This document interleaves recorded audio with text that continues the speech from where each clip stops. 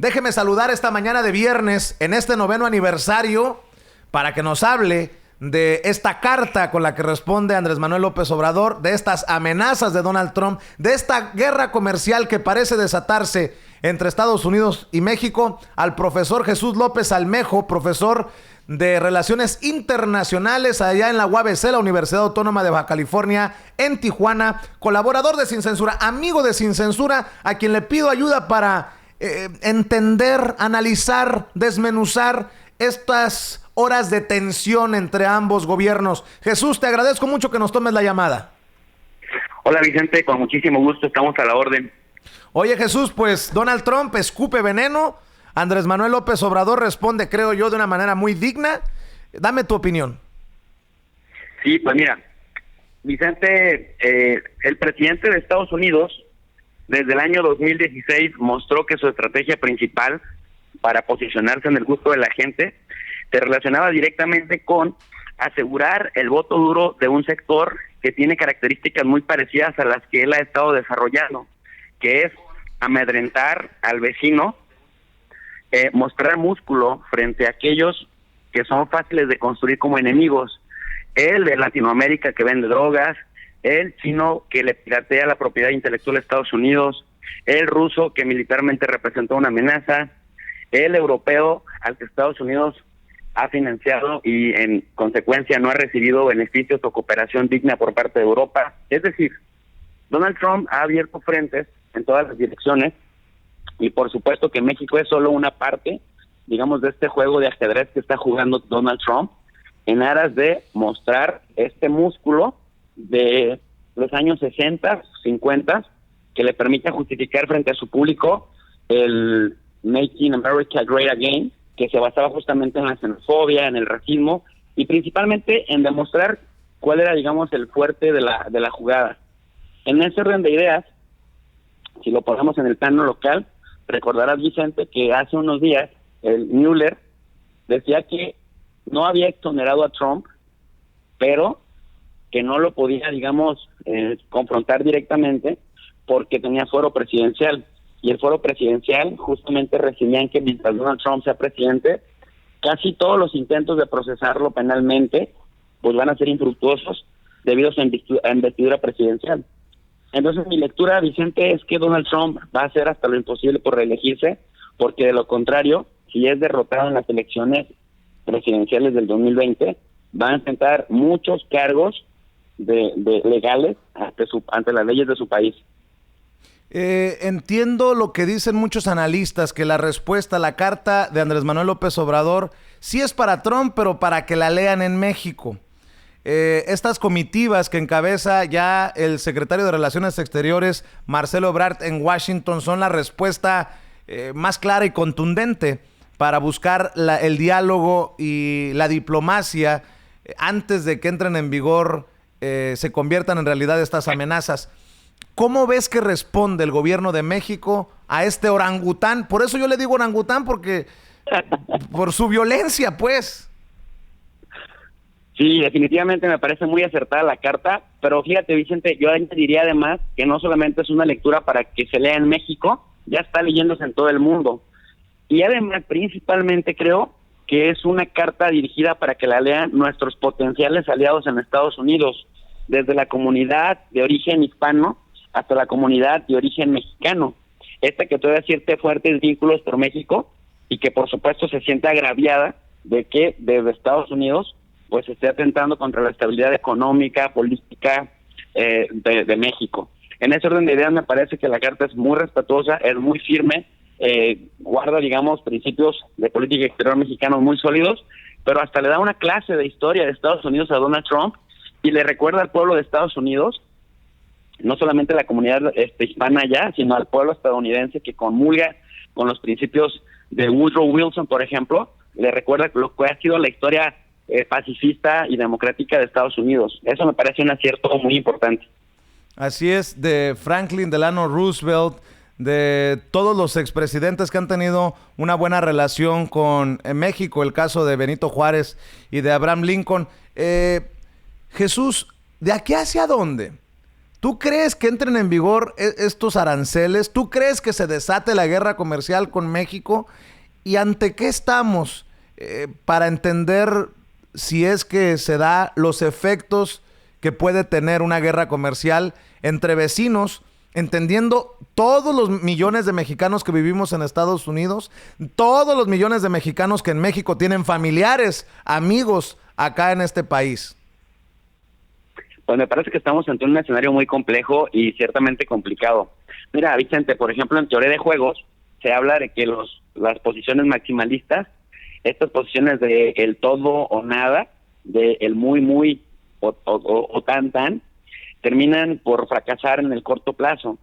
Porque, como acertadamente decía el presidente mexicano en esa carta, si se ponen en una relación de hostilidad mutua, pues va a haber cocolazos para los dos lados, va a haber daños colaterales para los dos lados, y buena parte de los sectores que llevan 30 años consolidando lazos comerciales de forma dinámica, pues van a salir lastimados. No olvidemos que México es el principal socio comercial de Estados Unidos, no olvidemos que también Estados Unidos es el principal socio comercial de México, y que 20 millones de estadounidenses dependen indirectamente de sus empleos, dependen del comercio con México. 6 millones de ellos directamente dependen de lo que hace México en sus relaciones comerciales, de tal suerte que los estados fronterizos, los gobernadores, las legislaturas de los estados fronterizos de Estados Unidos con México, pues son los primeros que, sin importar si son republicanos o son demócratas, que están con los pelos de punta, tratando de contener, de alguna manera, discursivamente también,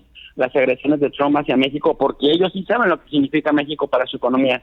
Entonces, me parece que también en teoría de juegos se dan unos primeros pasos de avanzada para ver la reacción del otro. Y bajo, digamos, el dilema de Nash, que consiste en, voy a dar mi primer paso, esperando que el otro responda con su mejor jugada, pero él sabe que al responder con su mejor jugada, yo voy a contrarresponder con mi mejor jugada.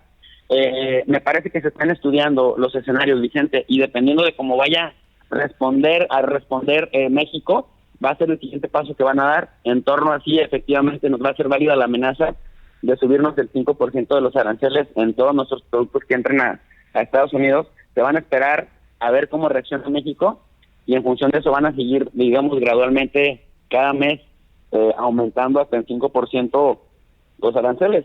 Porque además, Vicente, Trump nos dice una cosa muy surrealista. Dice que hasta que México no erradique los carteles de la droga o los señores de la droga, o no detenga la migración centroamericana, no va a tener piedad con México en el caso del comercio. Sin embargo, eso queda, digamos, sujeto a su discreción. Como eso megalómano, pues es súper complejo saber cuándo para él va a estar, digamos, va a darse por satisfecho. De tal suerte que México ya en este momento también está estudiando un paquete de represalias a los sectores estratégicos que más dependen del comercio con México y que se van a convertir en los aliados principales de México. ¿Tú has estudiado el impacto y las relaciones de los ciudadanos en otros países, las diásporas? Y estuviste, de hecho, estudiando mucho la diáspora mexicana, la forma en que busca el poder o el acomodo en la sociedad estadounidense y cómo incidir no solamente para Estados Unidos, sino para México. Mucho se ha hablado de un día sin mexicanos por culpa de Trump. Y se me viene a la mente que solo tal vez, porque hoy Andrés Manuel López Obrador pidió cerrar filas a los mexicanos, pidió unión a los mexicanos.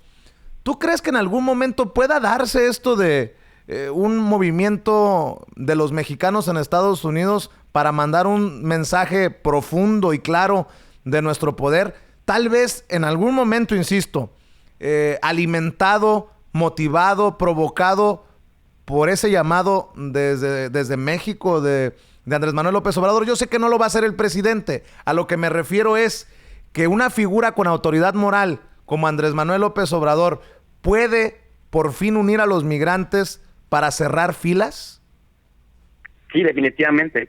Mira, 90% de los mexicanos que votaron en el exterior y que participaron en la elección mexicana votó por Andrés Manuel López Obrador.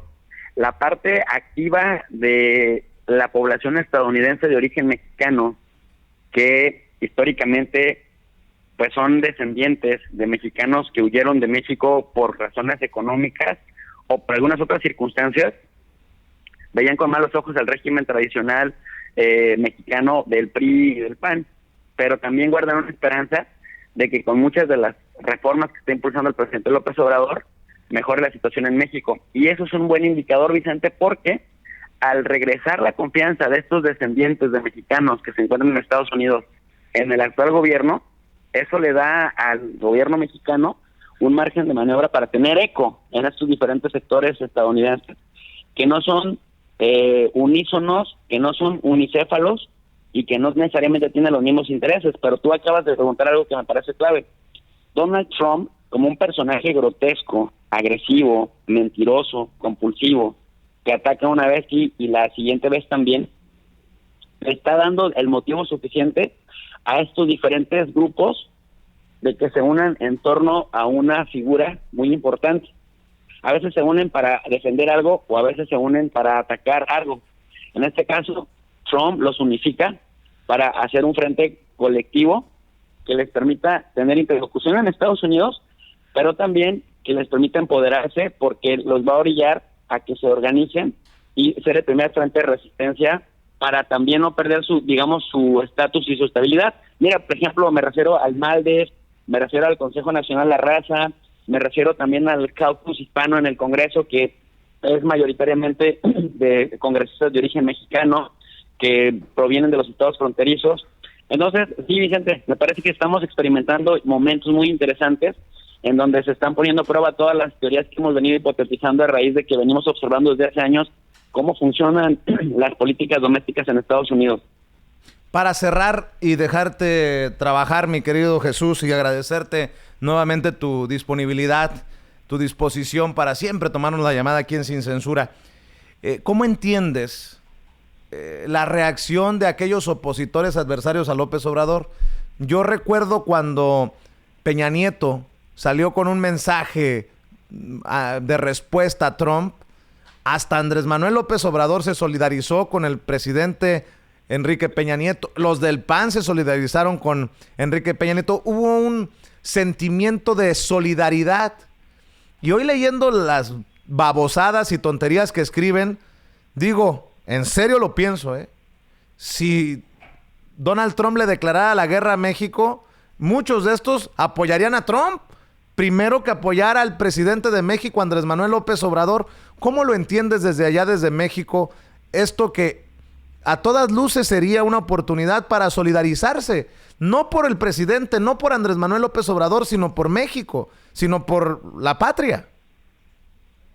Sí, en efecto, pues mira, hemos estado viendo una oposición sin idea, una oposición sin lealtad al país, que antepone sus intereses de grupo, parroquiales, sus intereses particulares y su mezquindad política al interés nacional. En ese orden de ideas, ven la relación con López Obrador, como nosotros lo llamamos en la teoría de relaciones internacionales, desde un enfoque realista, en una relación de ganar-perder, en donde lo que uno gana, el otro lo pierde. Y me parece que ellos ven que todo aquel capital político que López Obrador suma, a ellos les resta. No ven esto desde un enfoque institucional en el que lo que uno gana, el otro también gana. O sea, no ven las relaciones de ganar-ganar, ven las relaciones de ganar-perder.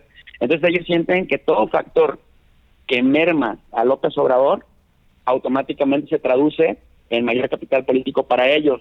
Sin embargo, me parece que se han desentendido, Vicente, del hecho de que justamente la población lo repudia por parejo y que algo que afecta al presidente no necesariamente es algo que van a sumar ellos, justamente porque ellos son la causa por lo que la gente votó por López Obrador, aunque no estuvieran tan de acuerdo con López Obrador. ¿Me explico?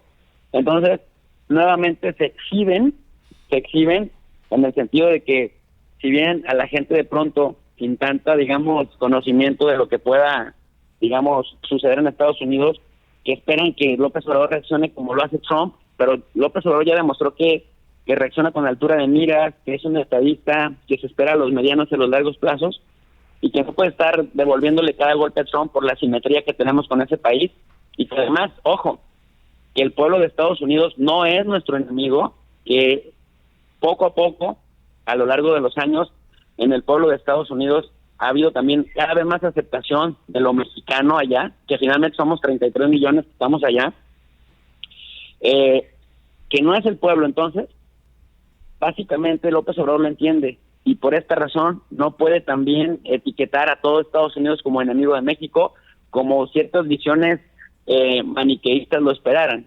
Entonces, para cerrar, digamos, la respuesta, nomás que nuevamente digo, necesitaba un poco de contexto. Efectivamente, estos que hoy agreden al presidente López Obrador pensando que van a capitalizar el capital político que creen que él está dejando, pues les olvida que son tan repudiados justamente por este tipo de acciones, y en lugar, Vicente, de mejorar y de tener altura de miras, lo vuelven a comprobar una vez más. Oposición a López Obrador, férrea, sin cabeza, aunque no necesariamente se ponga el interés nacional. Lo digo con todo respeto y no porque seas mi amigo Jesús López Almejo, eres un chingón para desmenuzarnos los temas, y por eso seguramente la gente te sigue ya tanto en Twitter. Dame tu cuenta de Twitter para que la gente te siga, mi querido Jesús. Pues muchas gracias por estos inmerecidos halagos, querido Vicente. Mi cuenta en Twitter es @JJLópez_Almejo. Pues ahí estamos interactuando. @JJLópez_Almejo.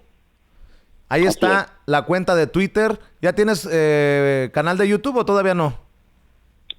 Pues fíjate que me han estado diciendo algunas personas que nos siguen, que nos hacen favor de interactuar con nosotros, que les gustaría algo parecido. Estoy pensando en la proyección de algún proyecto de este tipo, pero quiero que sea algo bien pensado y que no sea algo coyuntural, que sea algo que le sirva a la gente en el mediano y largo plazo. Herramientas para análisis serios, Vicente. Pues estamos al pendiente de eso. Y Jesús, si hay un colaborador que nos conoce ya por años, eres tú.